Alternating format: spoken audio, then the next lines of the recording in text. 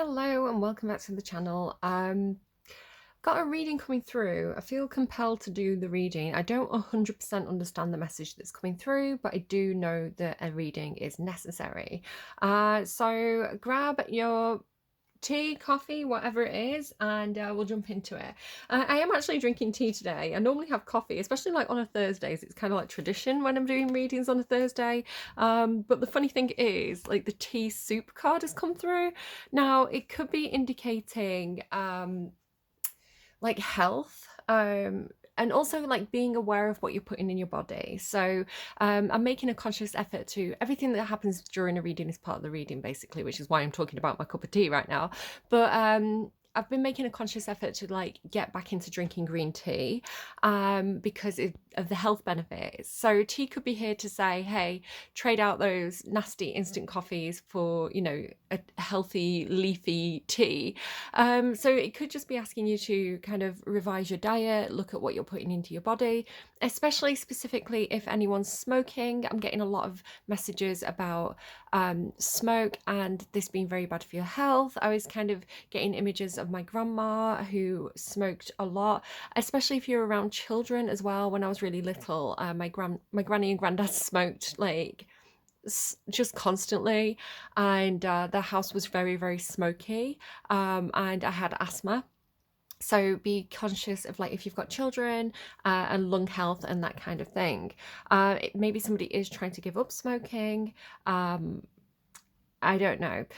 Tea and soup also can talk about like gossip, like spill the tea. So there could be some gossip around at the moment. I don't feel that very strongly though. And in my deck as well, like tea and soup can be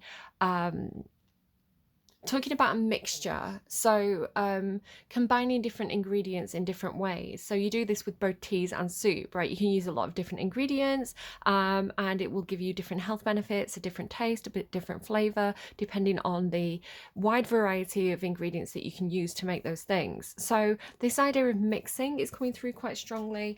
Also, it's coming through in terms of like music. So kind of like, I'm just getting my notes out, like remixes, EDM music or trance music.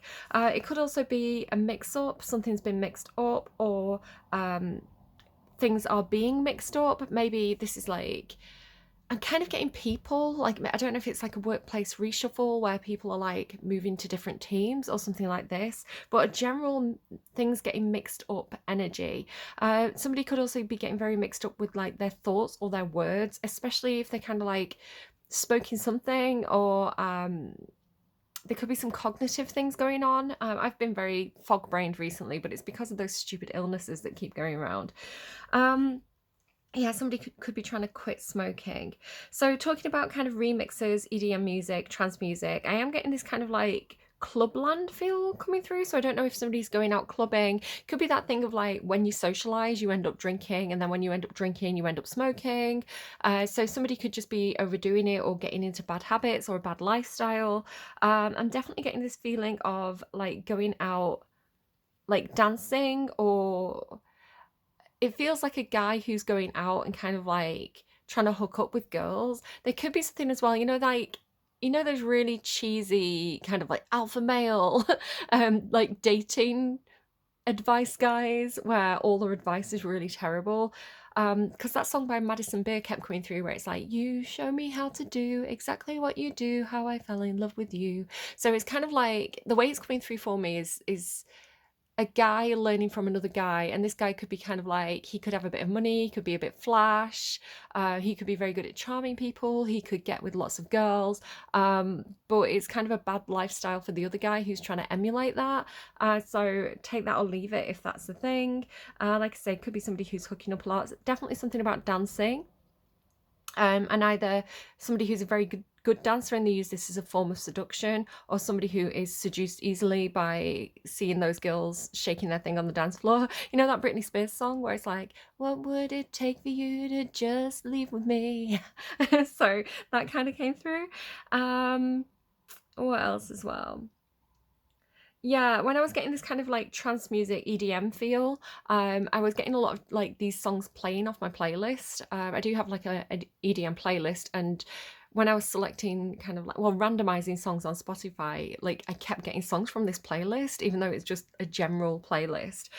So yeah, somebody could be a DJ or want to be a DJ or be interested in remixing their own music, maybe playing around with like AI remixes. There's some really good ones. I know AI is very controversial. It's good and it's bad, right? Like anything that it's nuanced.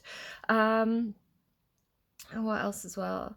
Yes, I was thinking this. And it could also be that somebody gets into a kind of meditative state when they're out clubbing. It could be something about like the type of music, especially like EDM or trance music, you know, that kind of like that frequency of music, and then something about being maybe slightly buzzed, and then being that in that kind of environment. It could be the way that somebody accesses kind of like the higher consciousness, you know, going into that trance state and kind of receiving messages, and like this is how somebody kind of connects with the spiritual. This is how somebody does their divination, which could be in part contributing to that addictive lifestyle, because it's kind of like, I need to get to that place. Now, I did try and do this reading yesterday, and I was getting a lot of stuff through about this feeling of like heaven and earth almost, and you know, the upper planes, and this kind of high priestess, or like, I'm hearing savant, which is not the word that I was looking for. But the psychic ability and the psychic dream space, and that level of the brain, and then back down to earth and kind of like the connectivity and the physical. I was thinking as well about, have you watched or listened to the telepathy tapes, I think it's called?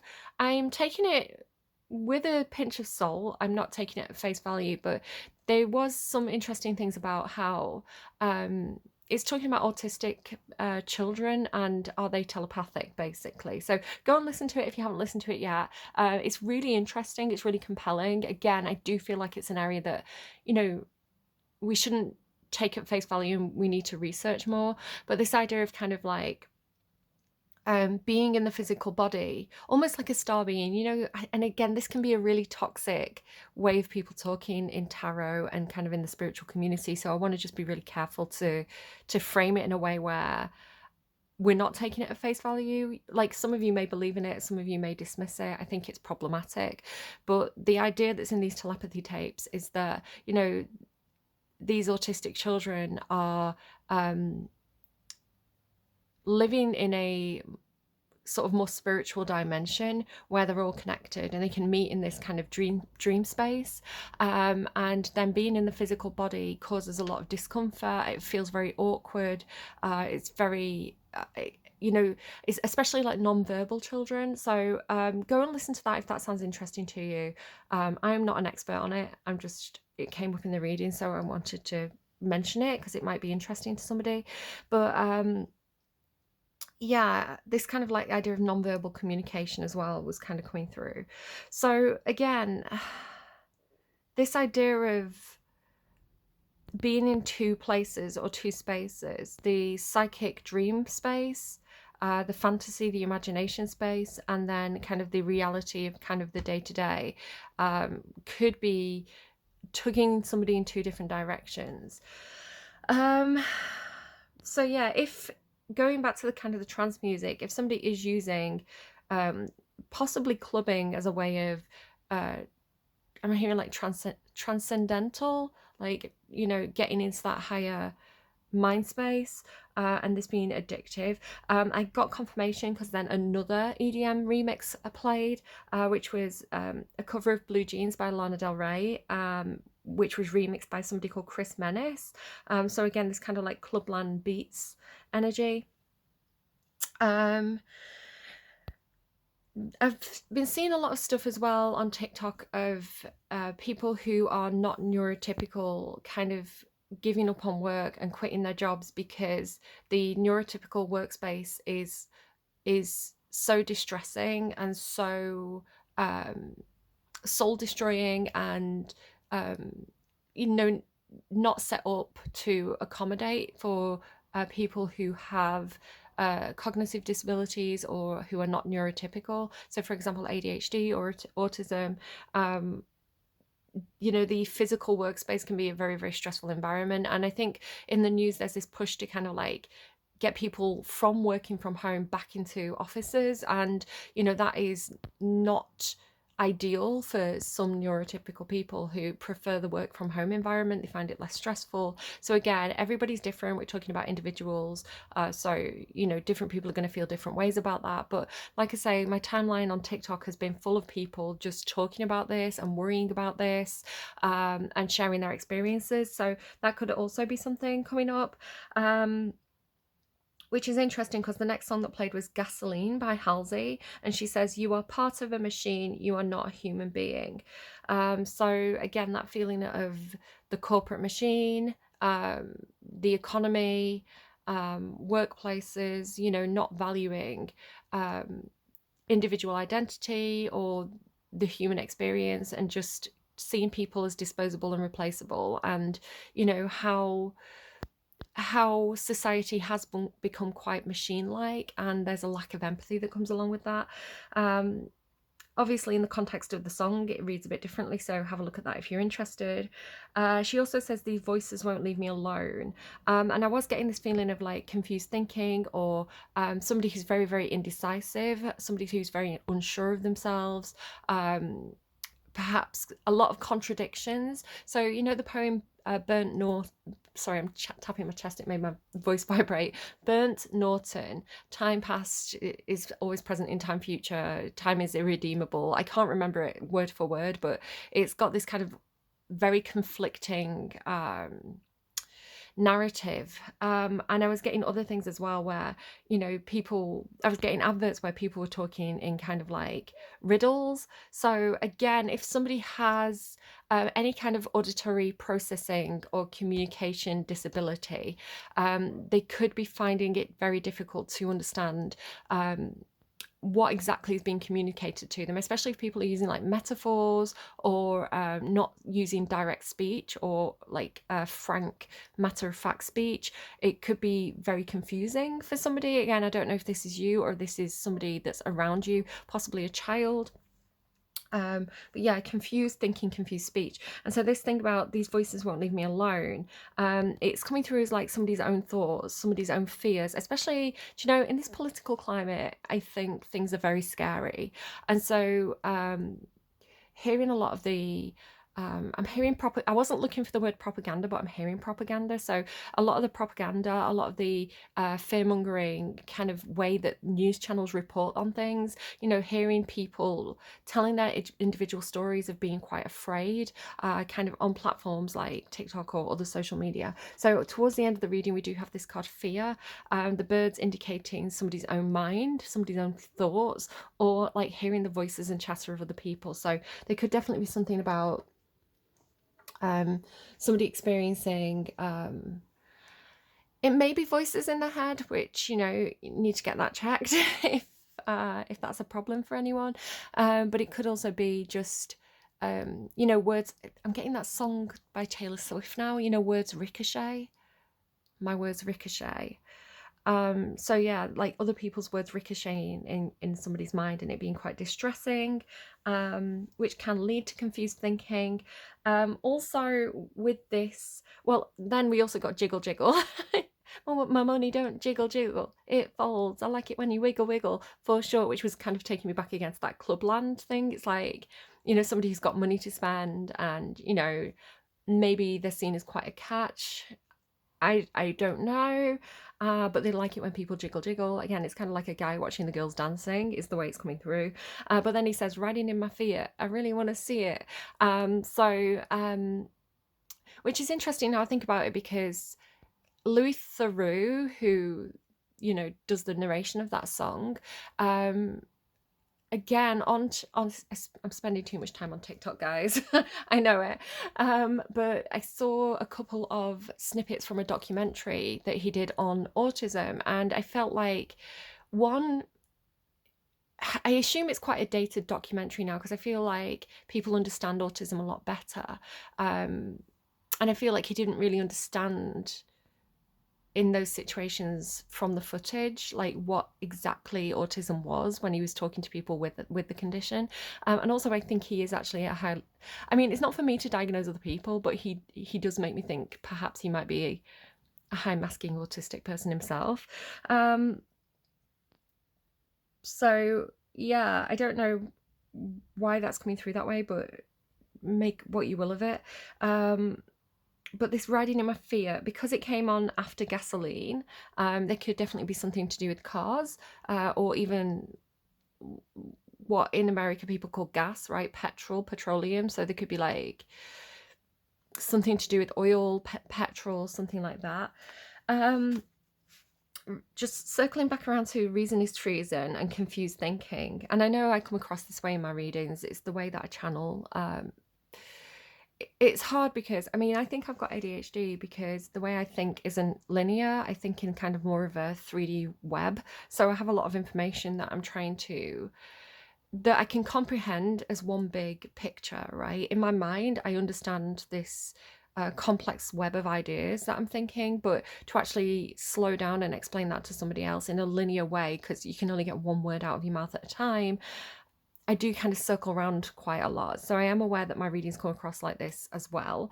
So again, everything is symptomatic of the reading itself. So this could be somebody that you're dealing with who has this kind of roundabout jumping from one idea to another and then circling back around. Again, it could be the way somebody speaks. But the next song that came on was Reason is Treason, which was interesting because with this idea of kind of like you're part of a machine, you're not a human being, and the voices won't leave me alone, it was almost like, don't bring logic to this situation, don't bring reason to this situation. And there could be, again, I do feel like the population as a whole is very reactive at this time. You know, when we are being controlled by a fear narrative where there's constantly something in the news that's distressing. Every time you look, every time I look at the news, right, every single day there's something else like wild or worrying. Like it's like event, or you know, this person said something stupid, or oh my god, everybody's worried about gas bills. Like every single time there's so much fear. And so when there's a lot of fear in the news and fear in the collective, people start to operate from a more emotional response because, you know, fear is an emotion. And when you're operating from an emotional response, it's harder to bring logic and reason into the situation. This is why I think a lot of news agencies and you know, politicians use this fear narrative because it keeps people more easily controlled. Because when you're using reason and applying logic, you're harder to be controlled, right? When you're saying, hang on, what are the facts? Or when you're saying, hang on, that doesn't make sense, it's actually a threat to the authority, right? And that's why the song's Reason is Treason. You bringing logic to this situation is treason to the people who are trying to run this fear narrative and control the population. So make of that what you will as well. Yeah, okay, so I'm going to the reading now because my notes are starting to talk about the cards. I'm just gonna have a sip of my tea. Okay, so back to my cards. So we've got the tea and the soup, and then Mountain Gate. It was making me think of like, you know, people have like, is it called ayahuasca experiences? You know, somebody might go to a mountain and see a shaman or a guide and kind of like take some kind of substance and have this kind of mind-opening experience. So that could be one way of reading that. There could also be something, I don't know if it applies to this reading or not. I was getting something about, it felt like somebody possibly traveling to the Middle East and possibly being arrested, or there being some kind of situation where they got kind of like stuck in the ruins of something. Imagine like going to the pyramids and then there's an earthquake and the rubble comes down and you get stuck in the pyramids. So something like that. But and I was also getting a lot of stuff about volcanoes. So again, I don't know if this applies to this reading or not. I just feel like it's a side note because it was coming through really strongly and I haven't actually seen it yet. I don't know what this is referring to. But again, just bear these things in mind because it might be you know, like Cindy, Awakening to Spirit, she says it's a public service announcement. So we could be seeing something in the news about, it's actually coming through as volcanoes, but with volcanoes you also get earthquakes. So this idea of kind of like being trapped in the rubble, and with the volcano, and because I was really strongly getting like the Middle East, and specifically, I'm thinking Dubai now, but I think it was Saudi Arabia. And when I Googled it, there are actually volcanoes, active volcanoes in Saudi Arabia, which I didn't know until it came through in the reading. So let me just quickly Google, because I was originally getting like volcanoes in Italy, especially with all the stuff going on about the Pope as well. Like the Pope's quite poorly, and that led me to think, are the volcanoes around the Vatican City? So excuse me, sorry, while I just quickly look at what I was Googling.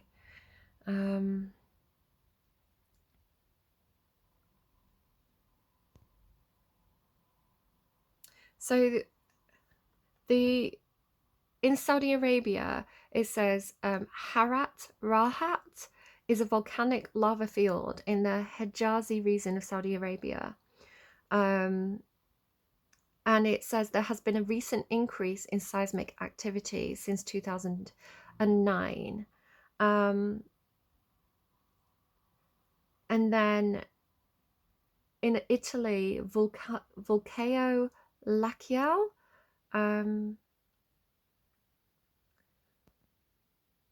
which says it can actually be really dangerous because the volcano emits large amounts of carbon dioxide, which can potentially reach lethal concentrations if it accumulates in depressions in the ground in the absence of wind.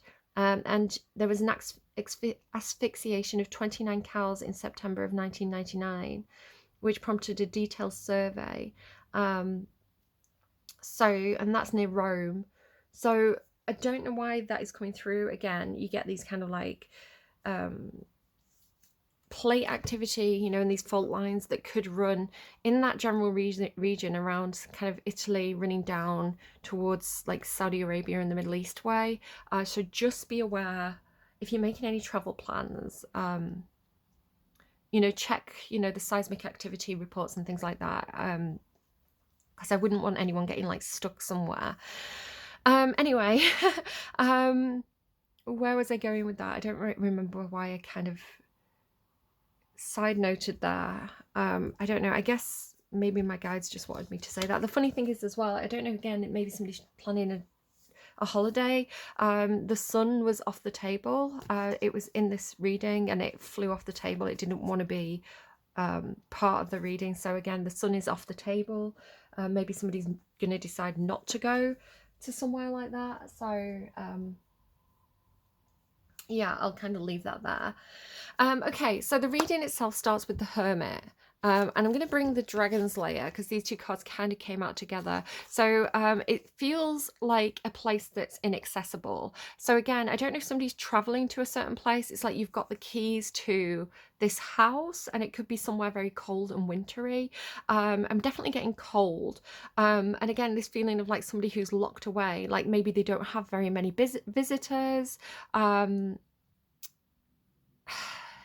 Yeah, it just feels like a place that's not warm and welcoming. It actually feels quite inhospitable. So the Dragon's Lair as well and the Hermit, it feels like there's somebody who kind of keeps to themselves. They lock the door, they stay behind closed doors. Maybe if this is an older person, it's like they don't have the heating on, so their actual house is very, very cold. But I do get the sense of somebody going to this place and feeling quite scared, right? Feeling quite... if I was visiting this place, I wouldn't feel very welcome, is the way it's coming through. Virgo energy starting the reading, so there could be something about Virgos. You could be a Virgo, could be going seeing a Virgo. Virgos are particularly lonesome. And the interesting thing about the Hermit as well, though, is this person is possibly doing some soul searching, right? So it's kind of somebody who's taken self away from society to do, to commune with God or to commune with spirit or to do some kind of self-discovery, which again, if we're dealing with someone possibly, like I say, who's not neurotypical, it could be that they prefer their own company because, you know, crowds could be very overwhelming for them. Just kind of throwing that out there. So then I do get this feeling of somebody who's crossing oceans to go to this place, because then we have bravery in oceans. Because again, the bravery comes into effect because this place or person seems quite intimidating, so there's going to be bravery in order to travel there and to go there. So again, this idea of somebody crossing the globe. Now, going back to my notes, the final song that I had in my notes was Suddenly I See by Katie Tunstall, which says, talks about walking the world, which is very literal in this card. So again, somebody could be traveling the world, maybe looking at different places that they want to go to. What's interesting is once we get to this place that seems very cold from a distance, right? It seems very treacherous, very unwelcoming. Once this person travels and gets there, I want to say that they meet somebody who's actually very patient and very generous. I don't know if they're very warm, because they are actually coming through as the messenger of air. Again, I feel like perhaps this person is quite logical. They could be an air sign. You know, they employ a lot of reason. They're very kind of, I don't know, left brain, right brain, but they operate from that hemisphere of logic and reason and what makes sense, and you know, what can be evidenced perhaps. But like I say, once you actually get to this place, you're met with really gorgeous cards like this. So Maple Spirit, again, it could be Canada, you know, maybe somewhere in Canada that's particularly cold, but generosity and patience. So they feel feminine, but they feel like they've got a lot of time. So I don't know if they're necessarily generous with money, although I do feel that because of what's coming next. But, you know, they could have a lot of wealth. Again, they feel quite isolated. So I don't know what they're doing behind those closed doors, but they feel like they have accumulated a lot of personal wealth in some sort of way. But like I say, they're very generous and they're patient. So I feel like they're very generous and patient with their time. Like they will make time for you. They will sit down and they will listen to you, and they will hear what you've got to say. So again, I feel like unexpectedly, perhaps this person is very like welcoming in their own way. It feels very positive once you actually get there. And then with the Eight of Fire, this feels, well, the Eight of Fire is normally communication or action. So it does feel like, especially because it's like this, right? It's almost like, I don't want to say like, you know, like trickle down economy, because I don't really believe that is working. You know, people who are saying, oh yeah, but you know, the people who are rich at the top, the wealth trickles down because they employ people, they spend money. But they don't, because what's happening is people are like hoarding their wealth by buying property or investing it. So the wealth is just being hoarded by the 1%, and it's not trickling down. So it's not, in theory, a trickle down economy makes sense, but only if that money is flowing, and it's not being flowing, it's being hoarded. So it's I don't personally find that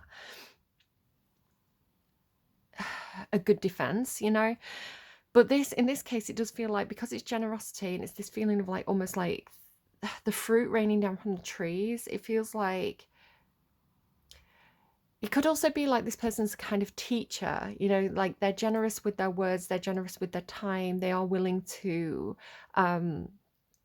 share their knowledge with you. So you could be going to this person, maybe there's some kind of professor, and you're going for information, and they're sharing that information quite willingly, quite patiently as well. Like, you know, they're taking the time to do this in some sort of way. So yeah. Then we go to, I want to show you these 4 cards kind of together. So these 3 cards are above each other like this. So you've got the Fool card, the Messenger of Air, and the Call card. And then along with the Patient card, this all feels like this other person, because for the most part, these 3 cards, they're all looking backwards. So this could be somebody who's perhaps, if they're not a historian, they're very good at looking at pattern recognition, seeing warning signs, looking at what has happened before, looking at the past and understanding how the past affects the present. And, you know, this idea of like, you can't make predictions for the future if you don't understand the past. You have to have those references from the past in order to make a solid projection. So again, I'm going back to Burnt Norton. I don't know why it keeps on coming up for me this week.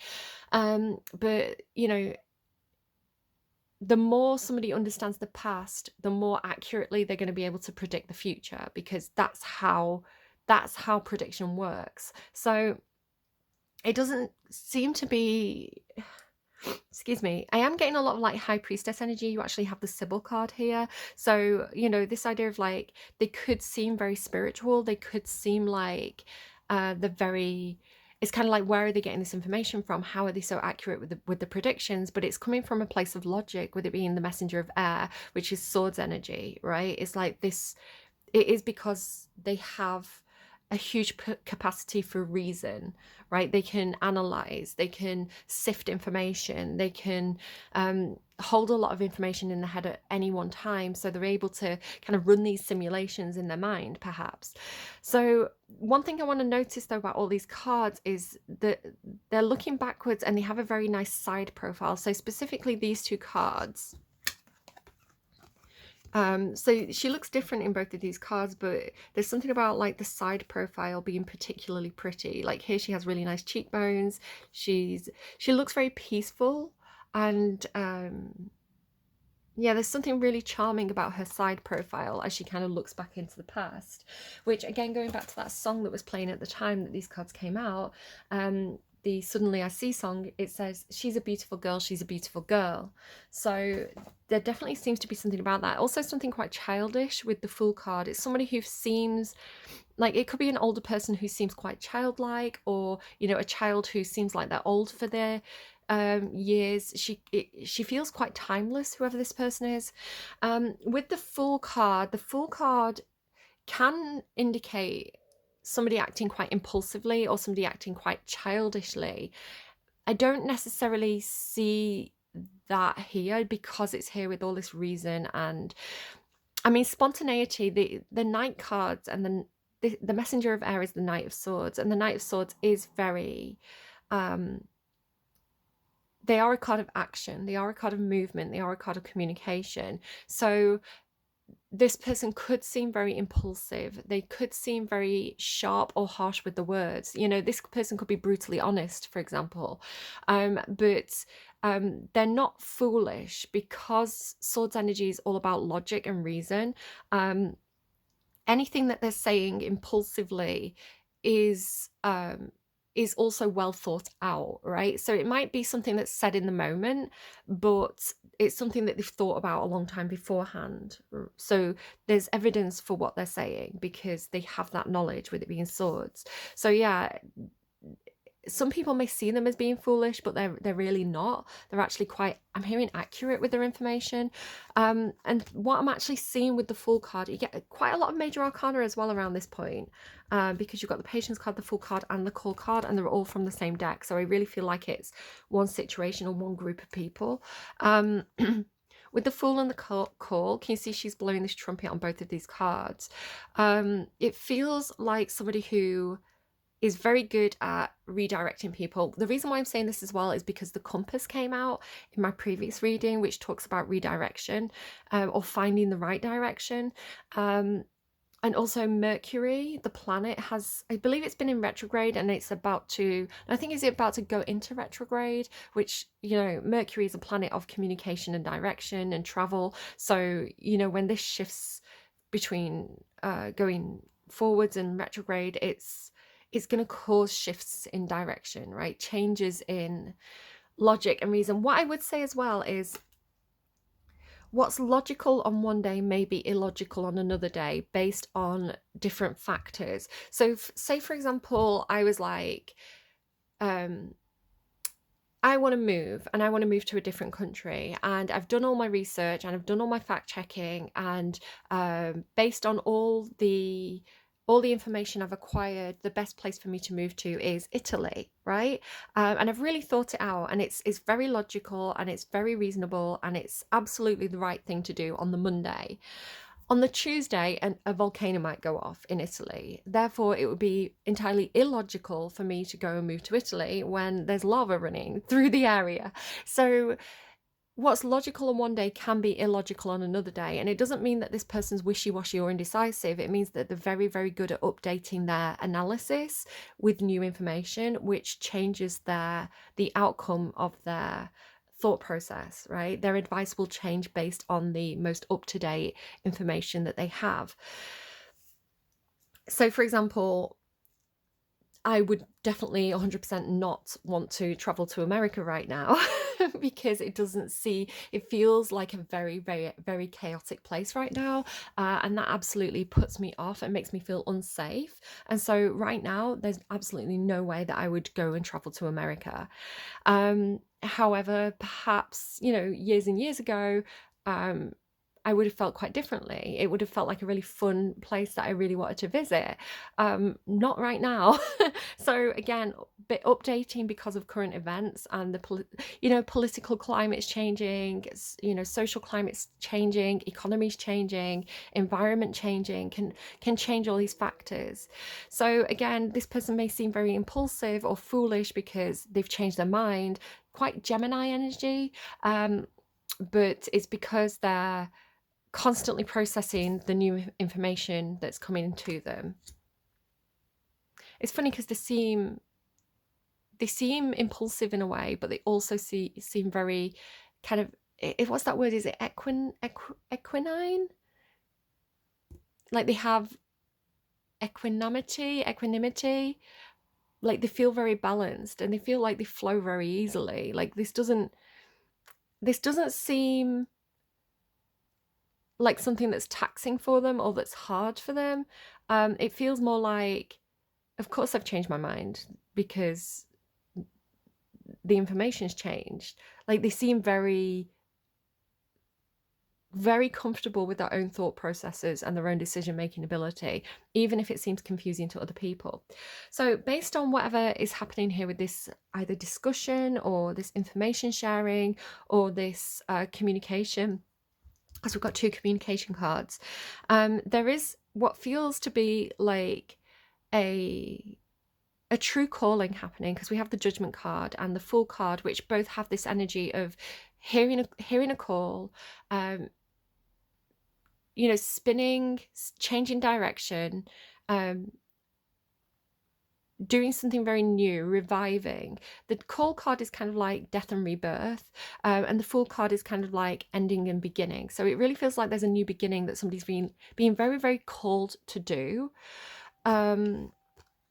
Feels like a soul calling as well, with both the Fool card and the Hermit card carry, and the Judgment card, the Call card. They all carry. Here comes the Thursday beep beep truck. They all have that feeling of this is my calling. This is what I was brought here to do. This is what, whether you believe in God or just, the idea of like the divine or higher energies, it's like this feels in alignment with the highest version of myself. This feels right to me. So there's really something coming through with this. And then we do get this change. So I'm just going to talk over the beeping. Hopefully it's not bothering anyone. We get this change, right? There is a change. And again, it feels like almost like getting dragged along by circumstances or a change in the environment, which causes some kind of movement, like somebody's very tied up with the environment. This could be work for someone because it's the 8 of Pentacles. The 8 of Pentacles talks about work.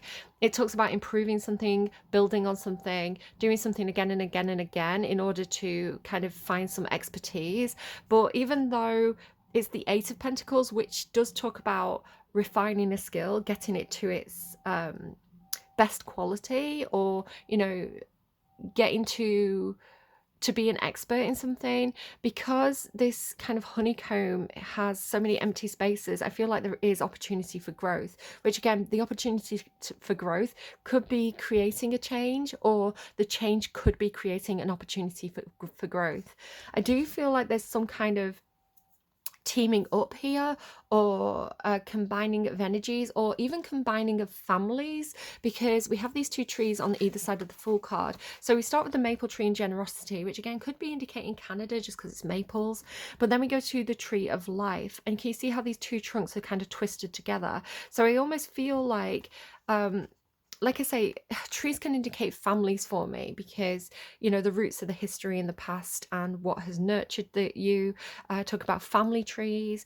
The branches stretch to the future, and they produce new fruit or new seeds, which go on to create new trees. So there's all this like family history, legacy, lineage aspect that comes in with when I see tree tree symbology.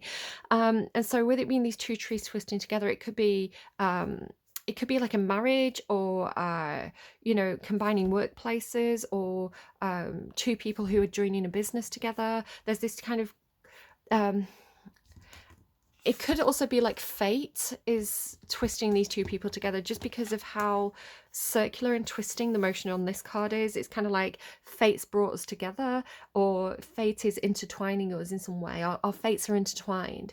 But it seems like a very, very productive, positive, I want to say, maybe that's too strong a word, relationship, cooperative situation, specifically between I was about to say business owners, two individuals who may be business owners. So it could be a joint business venture. And my tummy's really rumbling. I'm sorry, I've not had enough food this morning.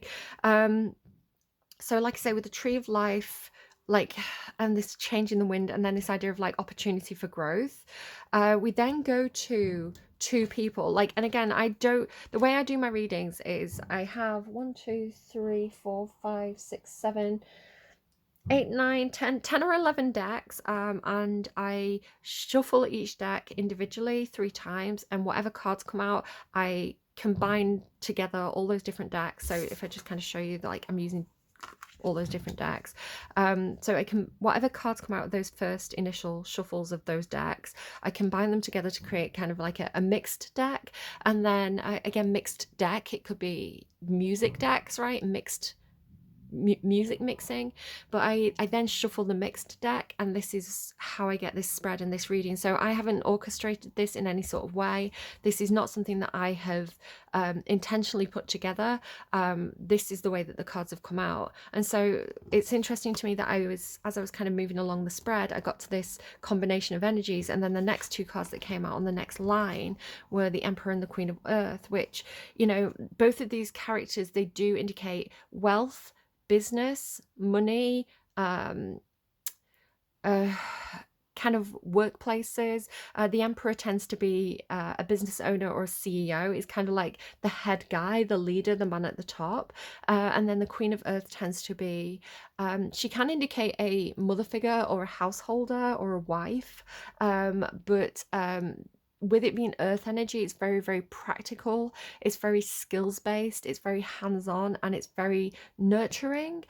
So these are two people who perhaps are very, very skilled in what they do. Queen of Earth can be a boss, a business owner, a manager. But yeah, definitely both a lot of money, a lot of business, a lot of hands-on, practical, earthy, similarities between these two cards. The Emperor is actually all 4 kings of the tarot, so one of those kings would be the King of Earth, which would be the counterpart to the Queen of Earth, but he's also the King of Swords, the King of Wands, and the King of Wands, King of Cups. So yeah, there's definitely a very cooperative energy between these two, very earthy cooperative energy. What happens after that is, it feels like this is kind of like the end of something else. So this to me feels like the end of old contracts, or the end of old responsibilities. It's kind of like, well, we need to draw up new contracts because those contracts no longer apply in this new collaborative space. So the Ten of Fire talks about having some burdens or having some responsibilities that you then are able to lay down and have a fresh start. So that is the true meaning of the Ten of Fire. And you can see how she's kind of like burning up this paper. So I really feel like with this collaboration, and this, it feels like what's the strategy with the Emperor and the Queen of Earth, it feels like if these two had individual responsibilities or problems that their businesses or finances were facing, by combining resources or by teaming up with their individual skills, it's resolving those problems. They're able to put those problems aside, and actually have a very supportive, collaborative opportunity where they're sharing their knowledge, they're sharing their expertise, they're sharing their resources. So it could be a situation where somebody has a very, very viable business plan. They have the the infrastructure, they have the setup, but they need an investment. It could be something like that, you know, and then the person who has money is looking for an investment. So it they complement, they work really well together, is the way that I'm seeing it. Um, I do definitely see this as very, very collaborative, not only because we have this twisting together of energies and the complementary energies of the Emperor and the Queen of Earth, but we also have the Three of Cups. Now, the Three of Cups talks about community or good times. It can be like a party or a celebration. It's kind of like everybody like clinking their glasses together, like, yay, we made it, let's celebrate. So it's very good energy, and it talks about multiple people involved. So again, this could be really good for the workplace as a whole. You know, the staff, the people who work in these businesses.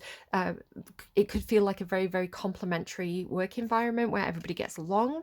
And you also have faith as well, which sort of indicates this feeling of like hope or trusting in the future at this point. I'm just shuffling around on my chair because there's a few other cards down here. So one card that I wanted to kind of point out was, I mean, this is an interesting row just on the underlying. Also, I just saw expansion underneath this card. Protection and expansion and fruition. So yeah, there's definitely something happening. And the scribe, I feel like there's new contracts being drawn up. So these cards, so self-reflection, I feel like the people involved are learning a lot from each other, but not learning a lot from each other so much as learning about themselves from each other. It's kind of like when you meet like-minded people, or you meet people who are on the same wavelength as you, and you see like your positive traits in them reflected in them, and then you can see them about yourself. So there's something about being impressed by other people, which boosts your own confidence, is the way that I'm reading that. This thing about the Wizard of the Woods in focus and Archangel Raphael, don't worry too much about the words on the cards. I'm seeing this as an individual who has it's somebody who's like the right person in the right place at the right time. Again, this feeling of like fate bringing people together, because Archangel Raphael is one of the angels that works through humans. He's like he puts the right person in the right place at the right time, or you know, he brings help to you, but in the form of another human being, another person. So again, it's kind of like meeting someone on your path who can give you some words of wisdom, maybe in a woodland environment or about a woodland situation. But you know, it has that feeling of like this person, it's like God's working through them, or the angels are working through them. It's kind of like an earth angel, if you like. So yeah, really, really good. And then also next to that is the power of community. So again, with this feeling of like the Three of Cups, there's people who can help you. It could also be talking about, see, I was thinking this to myself, and I was talking about this week, where because I've been seeing all these people on TikTok who are not neurotypical, and therefore they're having a really hard time either finding work, or you know, staying in an office situation. You know, there's all these people who are like, I'm intelligent, I have skills, but physically going to work every day in an office environment and dealing with, you know, the social aspect of that is making me ill, it's making me unhappy, it's exhausting to me, because there's a lot of like, you know, other issues that go along with, you know, when you get kind of like an autism or ADHD diagnosis. You know, you can find out all these other things, like, was it Daniel's syndrome, is that what it's called? What's that thing where you have like really bendy flexible joints, but then, you know, it can be really like physically exhausting. Or like dyspraxia, or you know, general kind of like gut health because of the stress and anxiety. You end up with like all these other health conditions. So this idea of kind of like, we're not lazy, we just find it very difficult to access that work environment that's been set up by and for neurotypical people. But then I was seeing this thing as well about again, I think I've probably got ADHD, like just the way my brain works. this thing about, and again, like everybody's an individual, right? So you're going to have people who are quite severely disabled and have learning difficulties, like intellectual, um, like global learning disabilities, where, you know, accessing education or the normal curriculum is very difficult for them just because they don't understand the work, which is a different thing. But if we're talking about people who are not neurotypical, but they are highly intelligent, or just very, very skilled at a specific thing. So maybe this is art, or maybe this is maths, or maybe this is just that ability to kind of like have pattern recognition. Um, I was saying this week, like, there's all these people now, there's like hundreds of thousands of people, like globally, who are not neurotypical and not in work, who want to work from home and have these brilliant minds that are able to analyze information quickly, or, you know, these brilliant skills. And it's crazy to me that people aren't utilizing that. Like if there could be some kind of business where, you know, it's online and it's kind of like work on your own schedule on the days. I'm not a consistent person for a workplace environment. I have a lot of hormones going on and, you know, I have good days and I have bad days. So I am not a person who can show up for work and be consistent in that way. It's just not physically what I'm able to do. But again, it's this idea of kind of like people who can pick up work on the good days and work as much as they want to with some kind of like online. I'm like, there must be businesses that could offer, you know, it's like a huge untapped resource of people who have something brilliant to offer, but there's just not the there's not it just feels like untapped potential to me. So again, this idea of like power of community, almost like, do you know, like Fiverr, you know, something like Fiverr, where it's kind of like the jobs are posted and people can go and pick as much as they want or as little as they want, but specifically engaging with people who want to work from home and want to work online.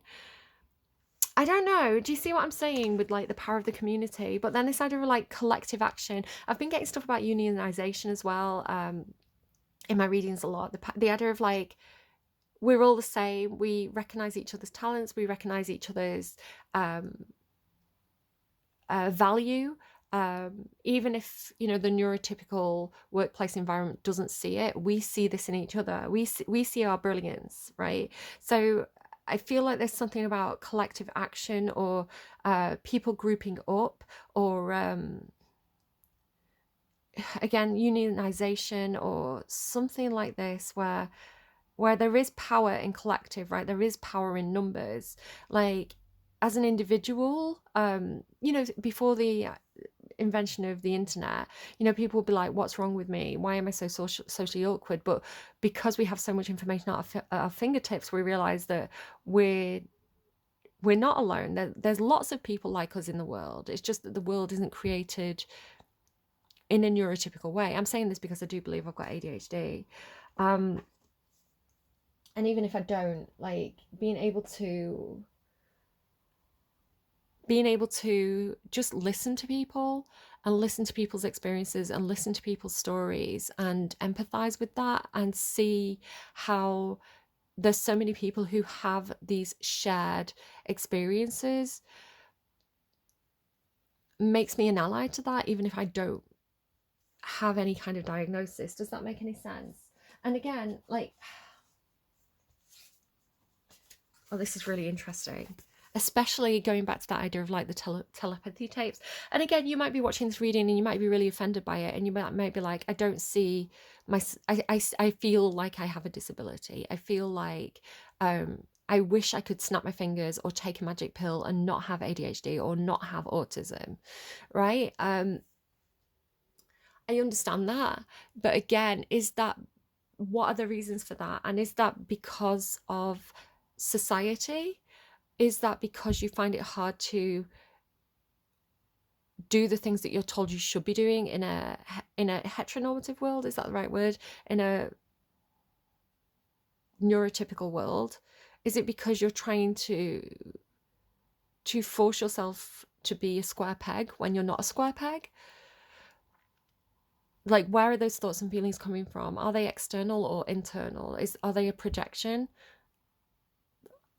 Just again, the answer might be no. I said what I said. You know, this is how I feel. In which case, that's absolutely fine. I am not speaking for every single individual on the planet. I'm just speaking for the messages that are coming through in this reading. So take it or leave it, basically. I'm not trying to be offensive. If you're neurotypical, you probably I don't know how much this would resonate. Definitely feels like I'm speaking to people who are not neurotypical. This is a really interesting underlying, the power of community, transmuting pain and connectivity, especially because I was just talking about like watching TikTok videos of people sharing their experiences, you know, the way that social media can connect us. So this idea of kind of like, especially if I bring self-reflection into the mix, you know, accepting others and therefore accepting ourselves. You know, if we can accept things in other people, it should be easier to accept those things about ourselves. So this idea of kind of like making connections with like-minded people, having that self-reflection, which is transmuting pain and allowing ourselves to release ourselves from some of those feelings of being less than, or some of those feelings of like not being right, or, you know, not being able to do what society wants us to do, understanding ourselves better in a way that transmutes our pain because of our shared connections. Again, this could definitely be something online, but that is really beautiful, because if you look closely at transmuting pain, they actually have a web over them, and it's almost like the internet or the connections that you're making online being like a blanket of connection that is helping people to release that pain. So really, really lovely card on there. The watches as well there with transpersonal. So this is talking to me about shared experiences, watching other people having these experiences and sharing in that. So again, if you think back to the telepathy tapes, this idea of like, oh, we're all meeting up, but we're meeting up in the psychic realm. We all meet on the hill, you know, whatever that is, which is interesting because then we actually have a hill.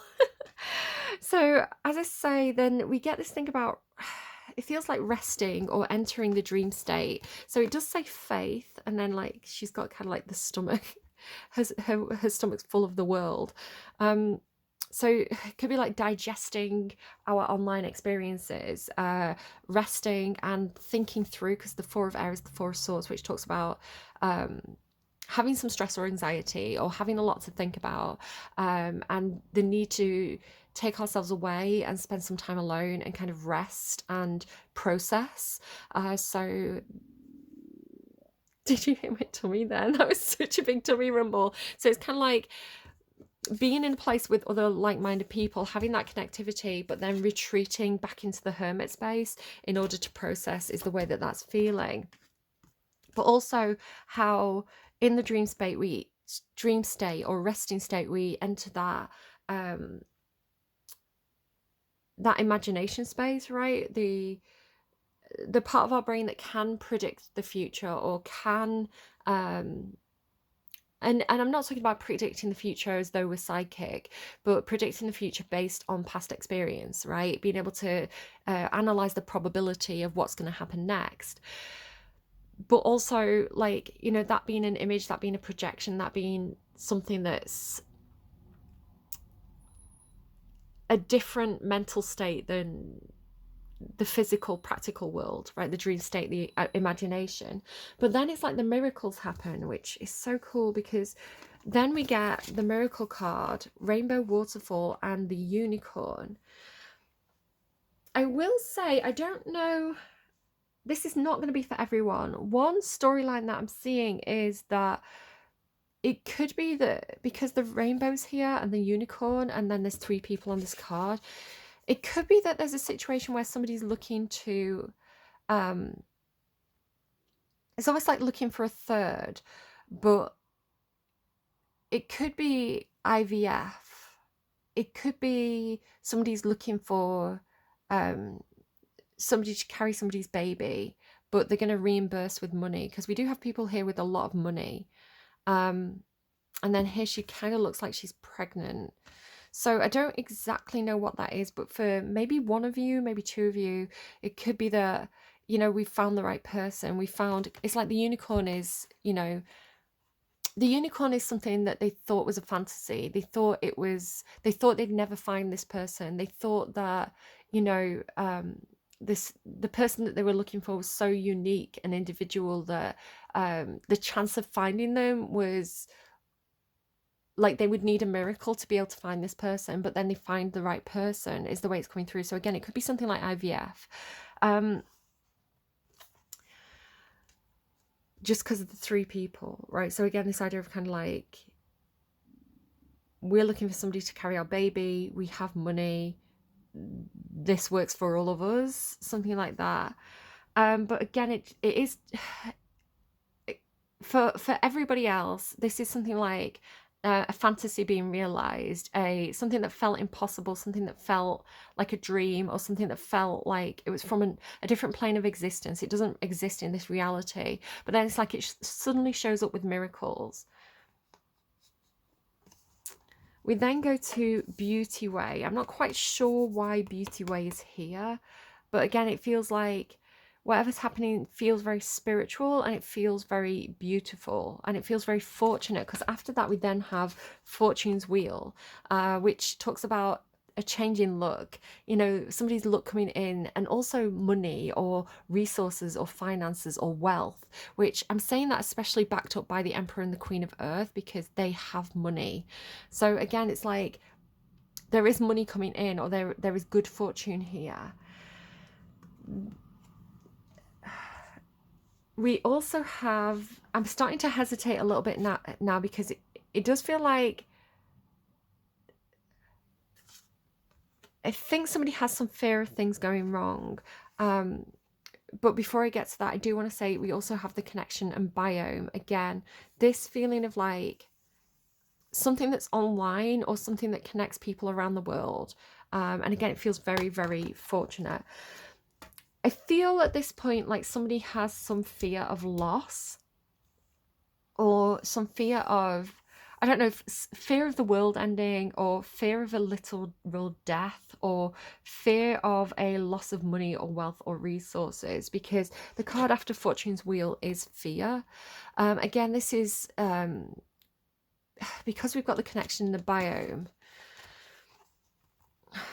And like I say, like the internet can be brilliant because you can connect with people who are just sat in their bedroom like I am now, right? Sharing their personal experiences, sharing their point of view, sharing their opinions.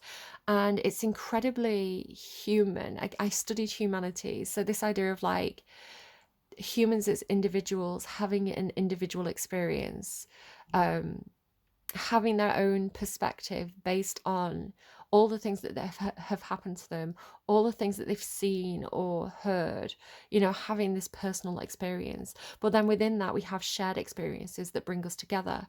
But then because when you're online, there's also the news articles, and there's people who are scared, right? So it's kind of like the overwhelming sense of fear that may not be your own fear. It may be the fear of the collective, because you scroll, you watch a cat video, you scroll, you hear somebody sharing their own personal experience, you scroll, you see some scary news article, you scroll, you see somebody who's just lost the job. So the collective fear is very, very high right now, and I do feel like this is by design, because you have billionaires, you have the 1% who are doing salutes that they shouldn't be doing, and posting, very, very right-wing, inflammatory things online. And it does create a very, very scary environment for a lot of people.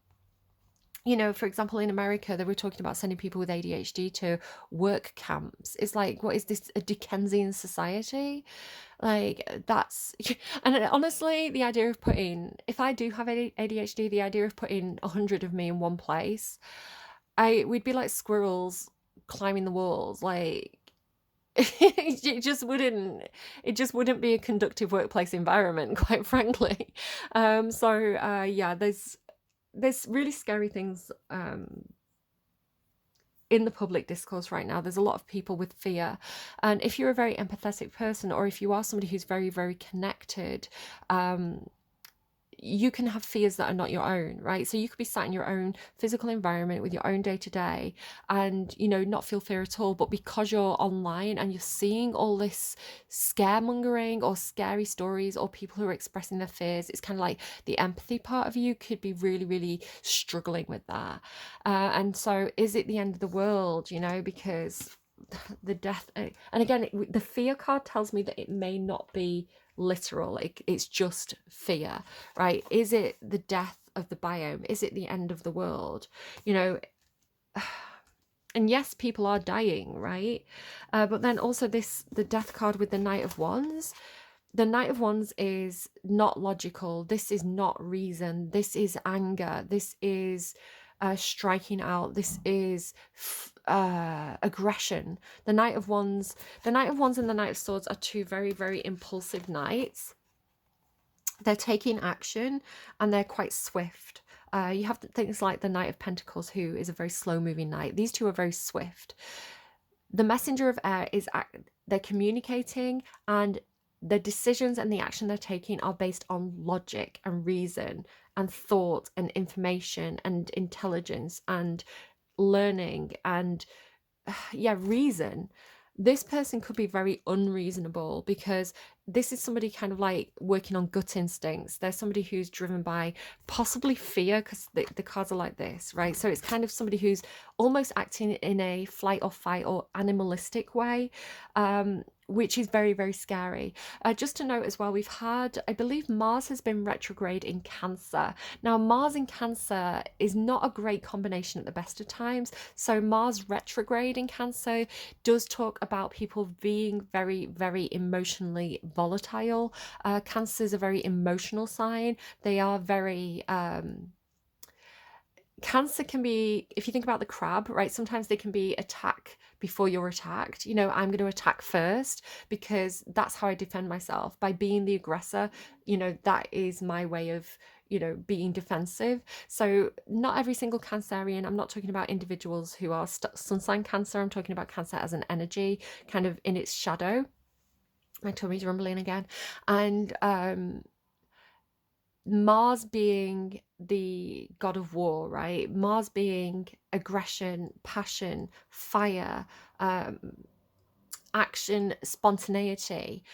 So when Mars is retrograde in Cancer, we can see people who get into who provoke arguments or who have very emotional outbursts. And, even to the point of, because Mars is very physical, this could be punching walls, or really people who are not being logical and reasonable at all, people who are having very knee-jerk emotional, possibly violent responses, which all this energy, this is how it looks in the reading. This fear, the Knight of Wands, the Death card, there is a lot of fear of again, it's kind of like people who they lose their reason. And what's that Shakespeare quote? And men have lost their reason. Let me Google it. Making me think of like, hell is empty and all the devils are here, right? I feel like it's Julius Caesar. Let me Shakespeare. And men have lost their reason. I feel like it's is it like Pedagogus Logus, where like the funeral speech? I think it's Brutus in the funeral speech in Act 3, Scene 2, Julius Caesar, Shakespeare. You all did love him once, not without cause. So Caesar's died. This is at Caesar's funeral. Is it Mark Antony or Brutus? I don't know. You all did love him once, not without cause. What cause withholds you then to mourn for him? O judgment, right? Judgment, logic, reason. O judgment, thou art fled to brutish beasts, and men have lost their reason. So, this is at the end of the Roman Republic. Rome was a republic. They had the Senate. Power was shared between the elites, and Caesar was a threat to that, which is why Mark Antony, no, sorry, Cassius Brutus, um, stabbed him in the back, quite literally. And this was seen to be the end of the Roman Republic and the start of the Roman Empire, because then we went to the one-man rule of, well, debatable. He wouldn't have said that he was a one-man ruler. The Augustus Caesar, right? He was very careful to at least give the public impression that he was upholding the values of the Roman Republic, even though he held an extreme amount of power.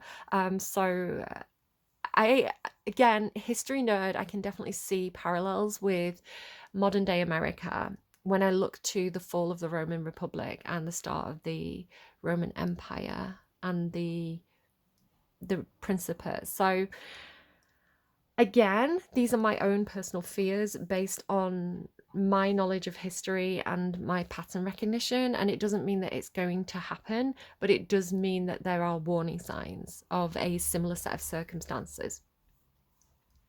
So, yeah, basically, Rome, at this point, with the death of Caesar, Rome had been at civil war for quite some time. And this really was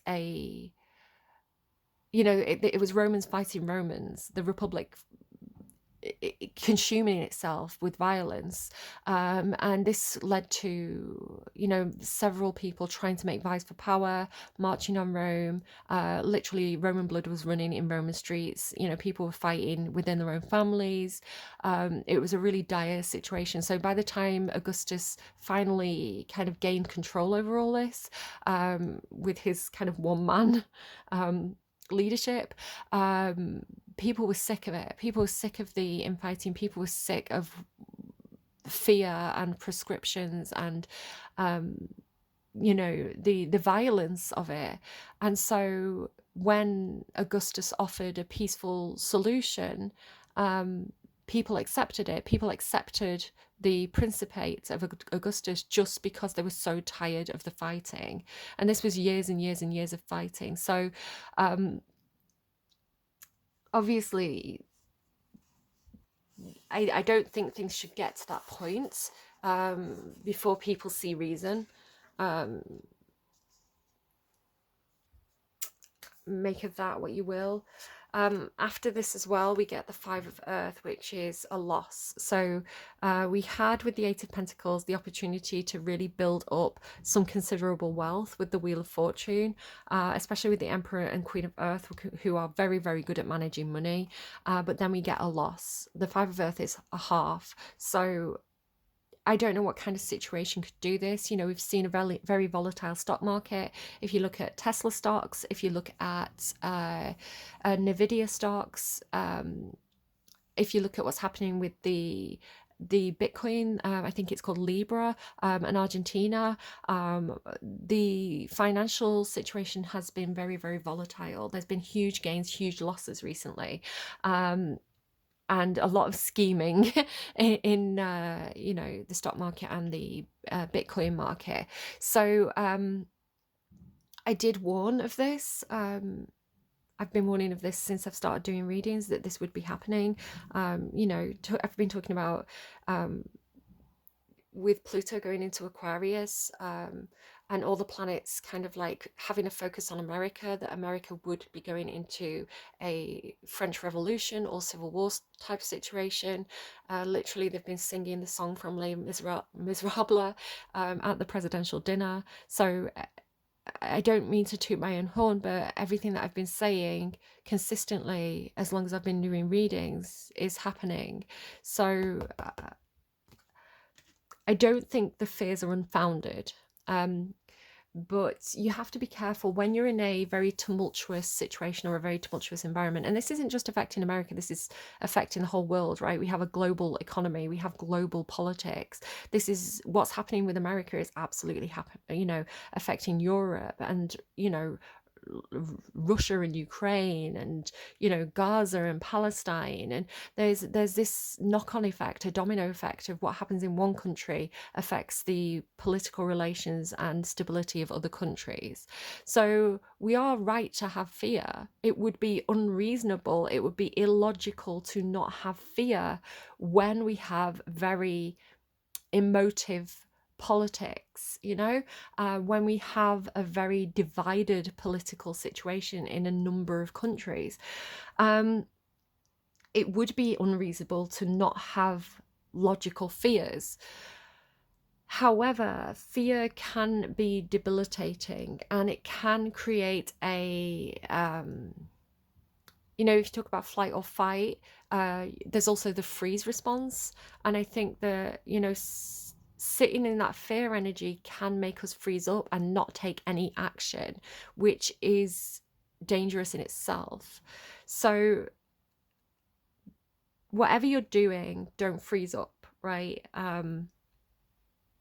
Because inaction is, I think that's the goal. I think having, if I was a politician and I was perhaps and I'm not saying any specific politician, if I was a politician, if I was a media mogul, if I was a big time investor, right, and I had financial interests tangled up with the country's politics, if I was part of that machine, I would be putting out fear stories that keep people in an emotional response where they're frozen and they're not taking action, because if they're not taking action, I can do whatever I want to do, right? If I was a bad leader. And I say this based on my knowledge of history and knowing how leaders gain power, what techniques they use. There is this technique called the waves of fear, which by the time basically you put out a news article that scares everybody or gets everybody talking or distracts everybody, and while everybody's all caught up having this emotional response to whatever it is, it can even be like celebrity news, right? It's a distraction technique. Everybody's caught up on the latest news story, having an emotional response. By the time the fact checkers come in, people have already moved on to the next wave of fear, the next news story. So there's no time for logic, because everybody's kept in this constant emotional stress state or fear state, which makes the population unable to take collective action. It makes the population unable to organize itself, and the people in power can do whatever they want because there's no resistance. So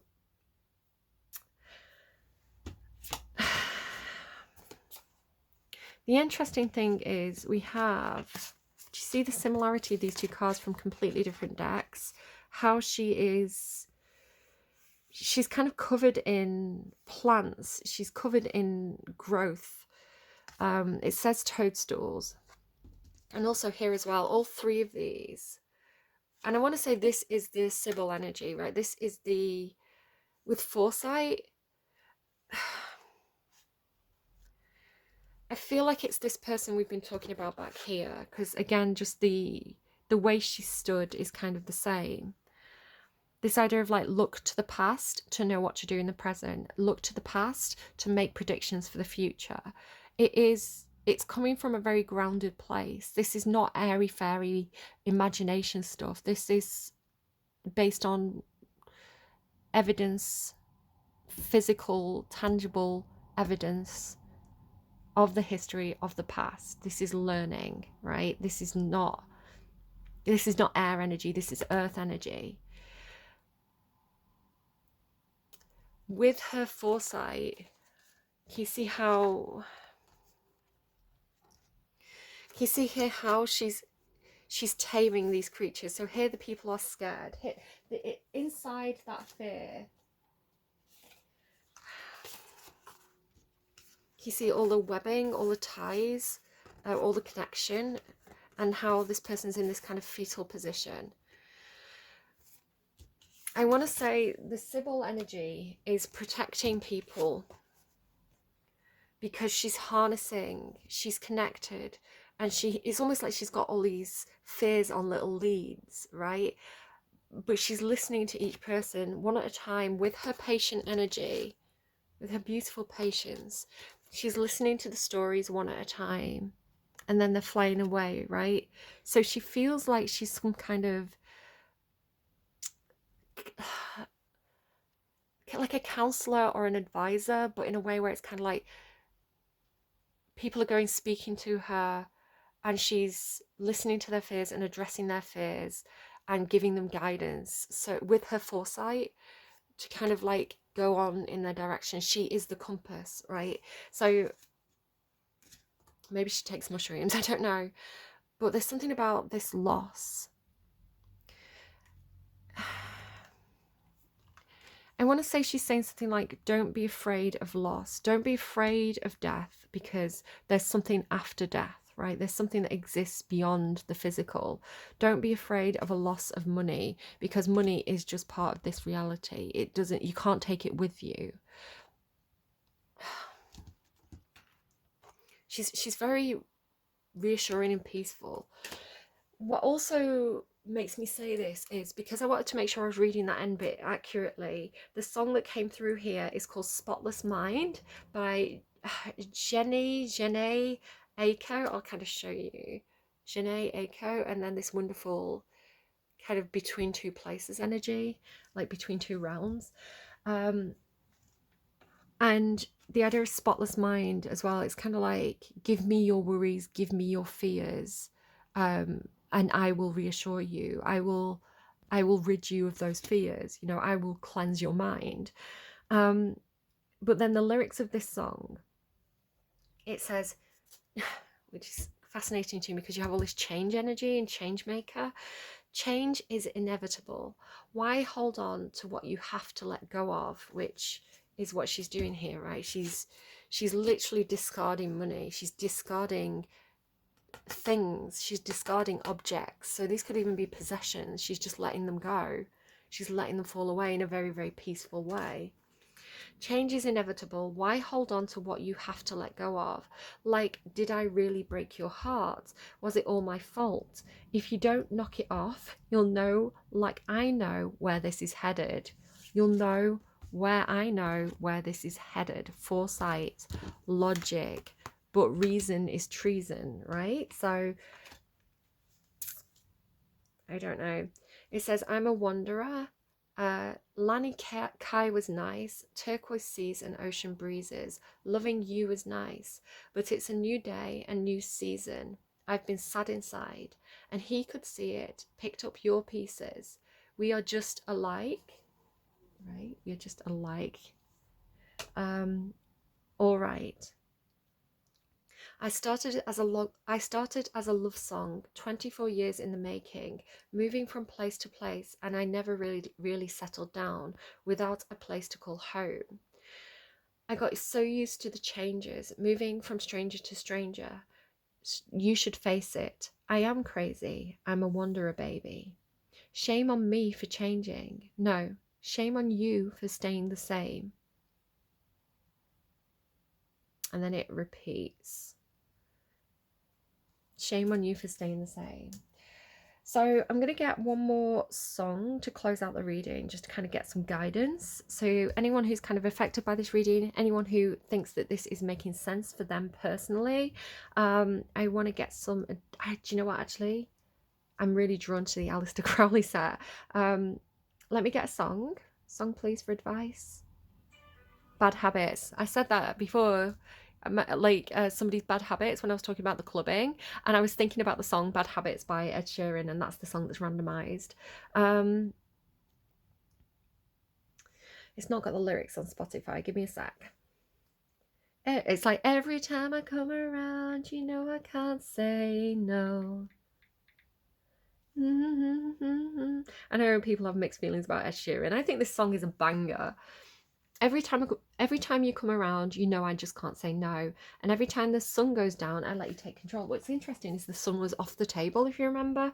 I can feel the paradise before my world implodes, and tonight had something wonderful. My bad habits lead to late nights ending alone, conversations with a stranger I barely know. I swear someone's going out like clubbing or like hooking up with you know, like Tinder or something. Swearing this will be the last, but it probably won't. I've got nothing left to lose or use or do. My bad habits lead to wide eyes stare into space, and I know I lose control of the things that I say. Yeah, I was looking for a way out, but now I can't escape. Nothing happens after 2. It's true, my bad habits lead to you. Every pure intention ends when the good time starts, falling over everything to reach the first time spark. It started under neon lights and then it all got dark. I only know how to go too far. Yeah, I feel like somebody definitely has some addictions or bad habits, you know. Let me get, I just have to move my little days out of the way. Hold on. Okay, I've got the Aleister Crowley Mirror of the Soul deck. This was given as a gift to me, actually. Just going to give it a quick shuffle. See how well the cards behave? Oh, she says, and then the Prince of Swords pops out.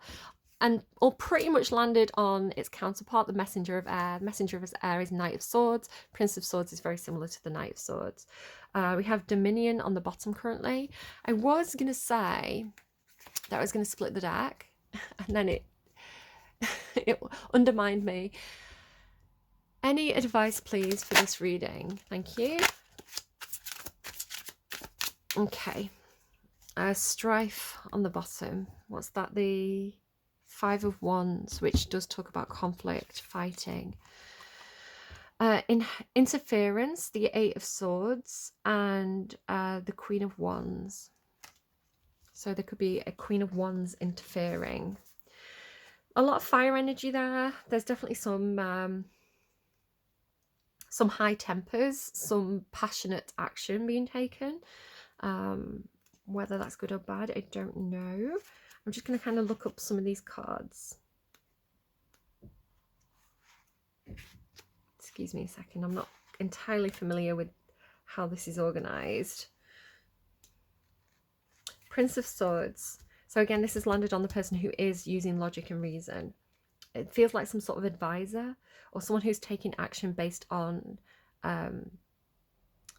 knowledge, strategy, intelligent action. I like that because I've got a lot of air in my chart, so I lean towards the logical people, the people who are knowledgeable. I tend to shy away from the fire and water energy. That kind of Mars in Cancer energy is something that I don't want to be anywhere near, because it's not something that a level that I operate on. You know, people who operate on emotional responses and not reason, I just can't. It's so incredibly energetically draining to me. So yeah, this energy I vibe with. The airy aspect of air, intuition based on reason, right? Creative thinking, cutting through all entanglements, becoming free of limited ideas and models, clear perception. The Prince of Swords wears, no, I won't read that. That's just a description of the card itself. Sometimes problems appear insurmountable to us because of old limiting belief systems and convictions. For example, I am weak and dependent, or if I assert myself, I will be punished, or I am basically clumsy. In some past situation, perhaps in our childhood, such feelings would have had a certain validity. Excuse me, but now they have no relation to our present reality. We continue to drag these beliefs along with us, however, repeatedly experiencing situations which reinforce them. We tell ourselves, for example, that our basic clumsiness causes us to drop and break things. Maybe you have got dyspraxia. Google it if you don't know what that is. Reality is just a little different. We just don't simply fall into situations accidentally, but create them around ourselves based on our beliefs about reality. A man who is embarrassed about his terrible clumsiness, for example, will so restrict his movements, afraid of being clumsy, that his movements really will be clumsy. Whatever true natural grace he may possess remains undiscovered and undeveloped, because at some time in the past someone convinced him to see himself as clumsy. Free yourself from whatever limits your mind and spirit, but be sure you express your ideas and plans in ways that other people will understand. That's what he said, right? This person may seem very foolish or impulsive to other people because they are, it's like they're hyper intelligent and other people can't understand that level of intelligence. So they seem foolish when actually there's a huge amount of strategy there. I've had readings like that before with like the King of Swords. It's like the King of Swords acting impulsively and everybody, or like the Emperor acting impulsively, but it looks impulsive to everybody else, but to him it's very, very strategic and logical. It's like he's working on his own logic. I'm not saying it's the same character in this reading, except accept their opinions humbly, which I do think this person is, with patience. Your thinking may be way ahead of its time, but you can adjust to make your vision workable in the present without sacrificing anything. So it's kind of like dumb it down stupid, right? Make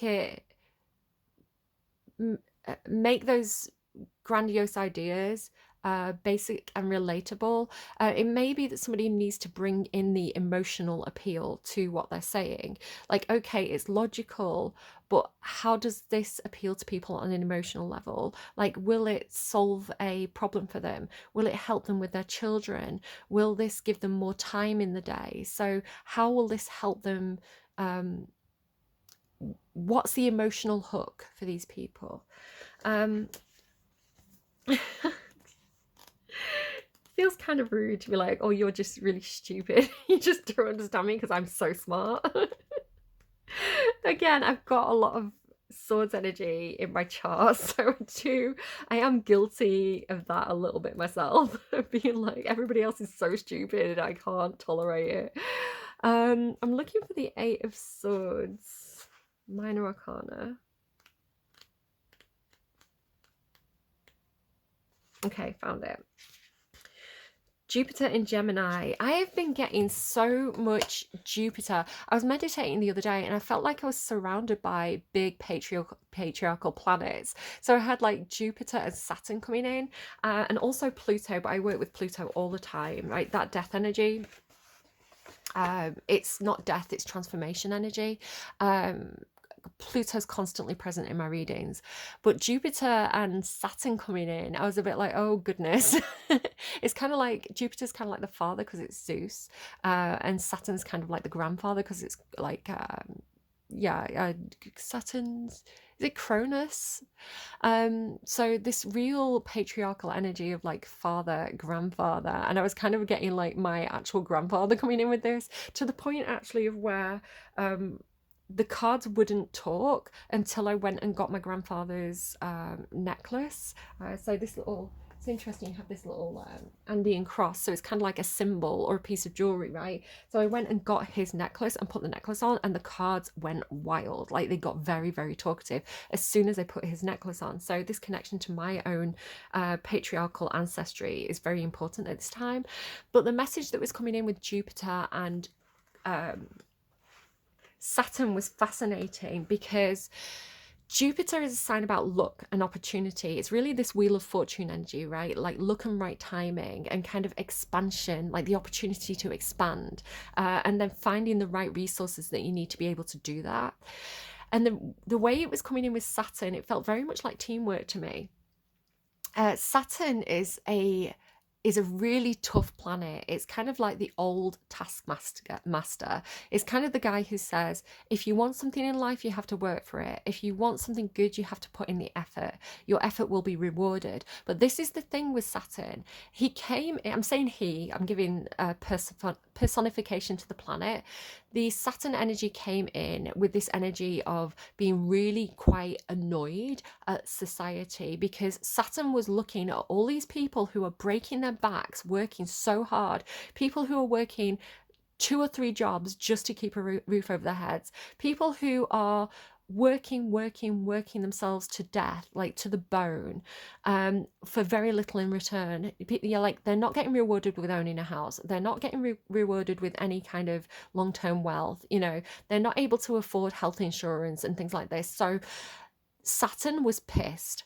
Saturn was really like, this is not right, this is not what I stand for, because Saturn, the old like stoic taskmaster who gives everybody a really hard time, like he puts that 10 of fire, 10 of wands weight on your shoulders. He's like, these are your responsibilities, go and deal with them. But then he rewards you when you do. So the fact that we're in a society that is not rewarding hard work, I feel like Saturn in combination with Jupiter, which is like look, surprise, unsuspecting things, and Pluto, which is the destroyer. This combination of all these really patriarchal planets, led by a really, really pissed off Saturn, is going to be making changes in society. I feel like we need to get Uranus involved, because Uranus is a big change maker and a very, very very political and very kind of like socially conscious planet. But yeah, I was like, whoa, having Saturn on your side like that, coming in and saying like, because he has so much authority, right? Saturn as an energy has so much authority. He really is this patriarchal archetype that, you know, men listen to. And so if he's coming in saying absolutely fucking not, you know, we want hard work to pay, you know, stop taking advantage of people, like that gravitas carries weight. So I love that. Like, that meditation was so cool to me. Yeah, so if you've got patriarchal ancestors in spirit, work with them, work with those energies, ask your ancestors to help you, because that the positive, people talk about the patriarchy like it's entirely bad. Father figures can be, when they're on your side, they can be very, very good. Very, very useful. So call on those protective patriarchal father figures in your life, especially the ones in spirit, to come and work on your behalf, because you will see benefit and you will see changes, especially if you've been working hard and you've been taken advantage of. Eight of Swords, interference. Jupiter in Gemini, problems with endurance, worry from thinking too much, difficulty in making a choice. Again, I think I've experienced burnout.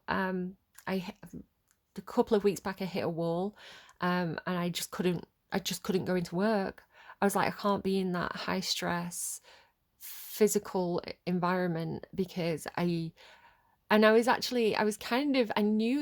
it was coming, and I was trying to look for alternative work, because I didn't want to just quit my job and without having a backup plan, right? But I hit burnout. I didn't find something else in time, and I just physically was sick and exhausted, and yeah, I physically couldn't go to work, and mentally and emotionally just couldn't handle it. So to hit a real burnout where you can't do the thing, right? My endurance was gone. And I felt awful. I felt so bad, ringing at my boss and saying it, like, I just can't. Um, like, the guilt of, like, the feeling of like letting people down was awful. Um, but you can't run on empty, right? If your gas tank is empty, your car, your vehicle, your body is not going to drive. There's only and I feel like so many people are running on fumes right now. Like, I would say a vast majority of people are running on fumes, and it's not sustainable as a global economy to have everybody running on fumes, because people do burn out, right? People just can't physically continue.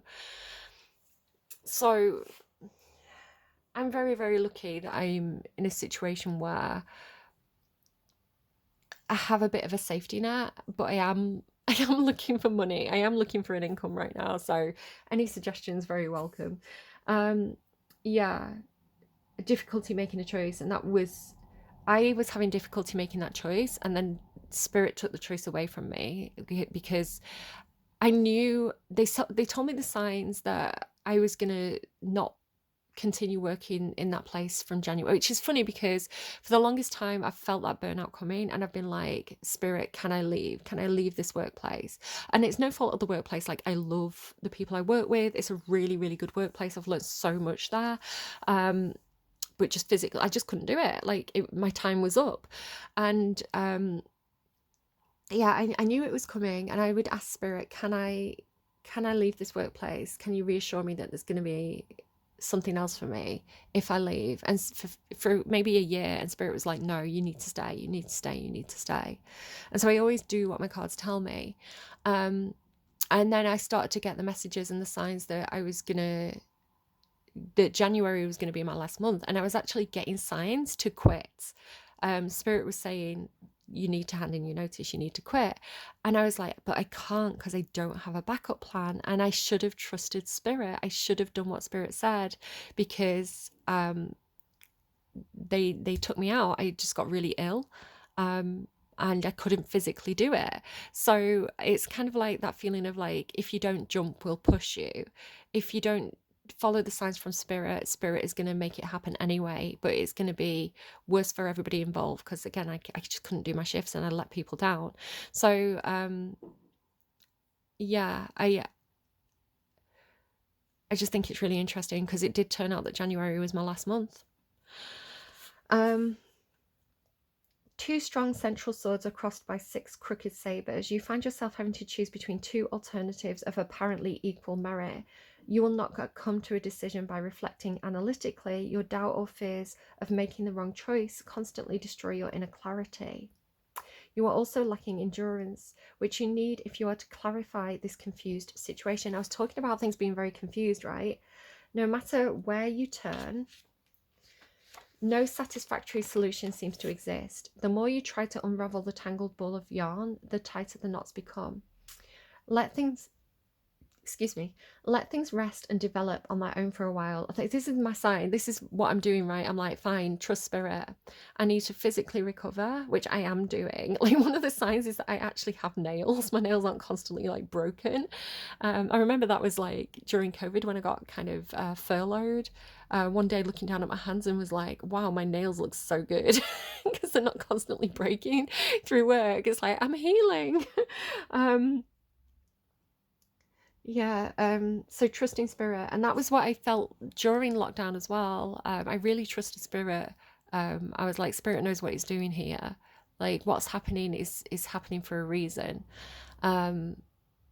And I had this real sense of peace, and I loved being furloughed. It was like the healthiest I've ever felt. So, letting go of the stress of being like, the constant cycle of stress of knowing that I had to go to work, and I knew it was going to physically exhaust me. And then I'd have like 3 days where I couldn't sleep because of the almost like PTSD of it, which makes it sound awful, right? I was working in a kitchen, but it was such a high stress environment. And yeah, I just couldn't, I just needed, I need this time to heal, basically. Um, I don't think people understand burnout until it happens to them. It's very hard to understand. It's like, well, just do it. Just get back up on your feet. Just deal with it. You can't. Like, your body completely self-sabotages. Let things rest and develop on their own for a while. As long as doubt concerning these decisions remain, don't do anything new. Excuse me. Okay. So, yeah, let things rest and develop on their own for a while. As long as doubt concerning these decisions remain, don't go for anything new. Which, again, I knew Spirit was like, you have to close one door before we're going to open another. Jupiter is, why is this a personal reading all of a sudden? But again, it's a personal reading because so many people are experiencing it, right? What happens to me is happening to some of you guys too. And sometimes hearing that someone's having a shared experience is enough to feel comforted. Because this is how I felt, again, looking at TikTok and looking at people who like, I had to give up work, just couldn't do it anymore. I'm like, same girl. Jupiter is harbinger of unforeseen and unexpected change for the better. The problem which seems unsolvable now will find its own solution in its own way. Yeah. Relax and let things develop, it says. And then Queen of Wands. So I couldn't be the Queen of Wands, right? As a content creator, I couldn't be charismatic and engaging and funny and vivacious and confident when I was running on empty and I was constantly sick. Like, every single disease that was going around, I would catch, and I'd be ill and tired and fog brained. And I really didn't feel like I was in my Queen of Wands energy. It's like enabled to be able to take action, to be able to implement change, to be able to make confident decisions and go for job opportunities. You really need to feel empowered and confident and beautiful, like, if you feel like you've got the plague, you're not going to perform well in a job interview. So yeah, like getting back into your Queen of Wands energy through rest and healing and nurturing yourself, and actually doing Queen of Pentacles stuff where it's kind of like almost like treating yourself to like nutritious food, rest, getting on top of like, you know, chores, really help to get that equilibrium back. So recommending that. And like that's how I felt during when being furloughed. I felt like I was in my Queen of Wands era, and now I feel like I'm in my leper era. It feels so unhealthy through the burnout. Okay, Queen of Wands, the watery aspect of fire, self-knowledge, change, and compassion. There's change again. Self-knowledge, right? Self-knowledge through reflecting on other people's experiences. And watery aspect of fire, that's what I was saying about Mars in Cancer as well, and compassion. But this is in the positive. The Queen of Wands has mastered self-knowledge. She has looked deep into her own nature, which has led to a transformation of her being. The story says that she at one time had black hair, and the panther, her companion, had black fur. The transformation she underwent left her with golden blonde hair and turned her panther into a lion. Obviously, this is metaphor, take it or leave it. However, her knowledge of her former condition filled her with compassion for those creatures not yet free. So this is what I'm saying. I have compassion for people who are experiencing burnout because I know what it feels like.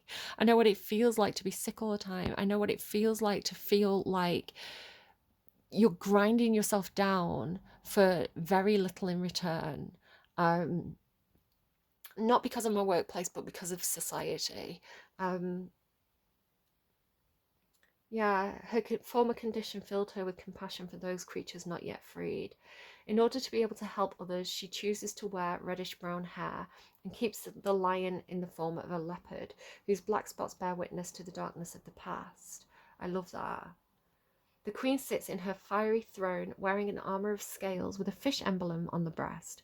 It is the unifying of water and fire, of intuitive recognition and emotional involvement, which affect inner transformation. Her crown of intellectual clarity. So she's fire and water, but it's balanced by the logic. She's not just emotional response. She's like, this is the intelligence and the self-reflection to be able to use your emotions and your passions in a constructive, healthy way and not be ruled by them. Otherwise, it'd be Queen of Wands in reverse. And we've actually got all four queens of the tarot here. Queen of Air, sorry, almost the Queen of Air, Messenger of Air, Queen of Fire, Queen of Cups, and Queen of Earth. And all four queens combined would make an Empress. And then you have counterparts, Emperor and Empress.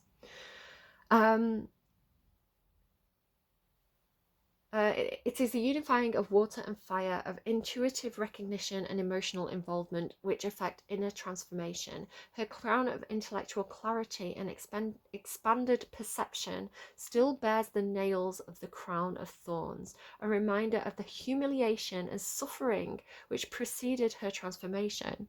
Her eyes are closed in quiet ecstasy. The consciousness is turned inwards, and her presence radiates the blessedness of inner peace. I really feel like this is this character. The pinecone at the end of her wand symbolizes spiritual growth. The wand held in this position reminds us to ground our self-realization in the earth, as well as to allow others to share in it. You have worked on yourself and made progress. It's time to learn how to share this with others. Let your self-realization be expressed in your daily life. And then the question is, how can you share what you have found for yourself with other people? I mean, I'm doing that right now, right? I'm sharing my personal experiences on the internet with the intention and hope that other people are going to find comfort and inspiration through this, or catharsis. So yeah, really, really cool. It's kind of, it does feel like almost, you know, what is it, the journey of the protagonist, like the hero's journey, kind of like, you know, the idea of kind of like the suffering which leads to confidence and the ability to overcome strife and have empathy that can help others. So very, very interesting reading. I really hope it's helpful to you guys. I kind of want to get one more song to just close out. How do we get Right, obviously we need time to heal. We need to nurture ourselves. We need to be kind to ourselves. But how do we get to that Queen of Wands energy, please? Oh my God, what did I say about at the beginning of the reading? Okay, I'm going to just play a tiny bit. Do you recognize the song? That's great. It starts with an earthquake. It's the end of the world as you know it. Well, that's reassuring. An aeroplane. Lenny Bruce is not afraid. Eye of a hurricane. Listen to yourself, Chan. World serves its own needs. Don't misserve your own needs. The world serves its own needs. Don't misserve your own needs. Don't ask what the world has done for you. Ask what you can do for the world. What is it? Ask not what you can do for the world. Ask what the world can do for you. Feed it often, or ox. Speak grunt, no strength. The ladder starts to clatter with fear flight, down height. Wire in the fire, representing 7 games, and a government for hire. A government for hire in a country for sale, right? With these gold, $5 million gold card visas. Like your president's literally, if you're American, your president is literally prostituting out your country. A government for hire in a combat site, left of west and coming in a hurry with the furies breathing down your neck. Team by team, reporters baffled, trumped, tethered, cropped. Look at that low playing fine then. Overflow population, common food. But it'll do. Save yourself, serve yourself. The world serves its own needs. You can't save the world if you haven't put your own gas mask on first, right? You need to look after yourself in order to have the energy and the confidence to effect change. Dummy with the rapture and a rivered in the right. You vitriolic, patriotic, slam fight, bright light, feeling pretty psyched. It's the end of the world as we know it, and I feel fine.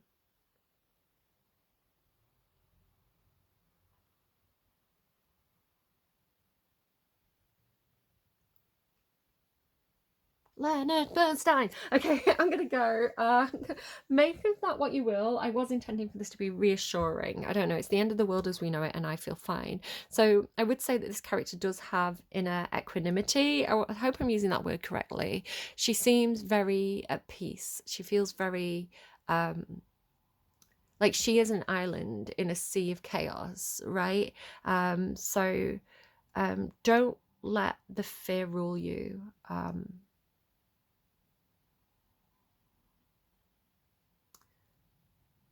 Rest, heal, get yourself into a confident position. And then I love how empathetic this Queen of Wands is, because she knows, because she's been there, right? I feel like if you haven't watched my last reading, it had this Queen of Wands character who was shining this light for others, and she was kind of like shepherding. There was this thing about like everybody was like chickens with no heads, right? Like everybody was like running around and panicking, and she had to like shepherd all these people across this very narrow path. So she was kind of like Pied Piper in them. So I wonder if this is the same Queen of Wands. So go and watch that reading. Could be also very interesting for you. And please like, subscribe, share the readings if you think they're helpful, because I need to make some money, guys. I don't know, maybe we don't. If it's the end of the world, who fucking cares about pensions, right? I'm gonna go. Do take care of yourselves, take care of those closest to you. Effect change locally first, right? Grassroots is really important right now. So if you want to volunteer in a soup kitchen or check in with a neighbor, maybe you've got an elderly neighbor who can't make it to the shop, so you go and make sure they've got milk and bread and eggs. Anything that you can do that is small gestures that help the people in your neighborhood, in your community, in your physical environment. Do those little things first. And I think that really helps as well, because when we feel small and ineffective and useless, being able to do a small gesture that helps someone else can make us feel like we have value. So good luck, guys. It's tough out there, but there are good people in the world, and people do have empathy, and it's good to remind each other of that. Okay, take care. I'll see you again soon. Bye, friends. Okay, very briefly, because I find it interesting. I was just tidying up my cards and I was starting to like put this deck away, and the Queen of Wands came back out. And she's followed by Prudence, which feels very like this card here, this Temperance energy. Prudence is also kind of like foresight, um, caution, like making very intelligent choices, being prudent, power, which is fascinating, and then virtue. I really like this person. Who is this? Who is she? Who is this diva? I don't know. I don't know if this is going to be a character on like the world stage who's just kind of absolutely badassing it. So let's watch out for this one. All right, take care. Bye bye.